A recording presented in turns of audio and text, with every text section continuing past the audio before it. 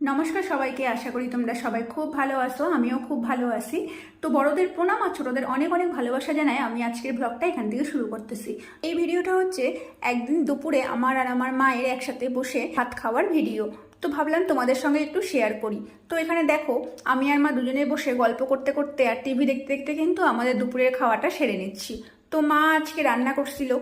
আচ্ছা ঠিক আছে, মাই বলবে সেটা পরে। তো দেখো, এখানে কিন্তু আমরা এরকম হাসি মজা করতে করতে ভাত খেয়ে নিচ্ছি। তো এই হচ্ছে আমাদের রোজকার ঘটনা।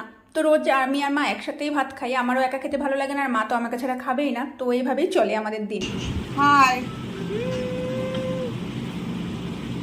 আমরা এখন প্রথমে কালাই ডাল দিয়ে ভাত খেলাম, তারপরে আলু পটলের তরকারি, এখন ডিমের কারি।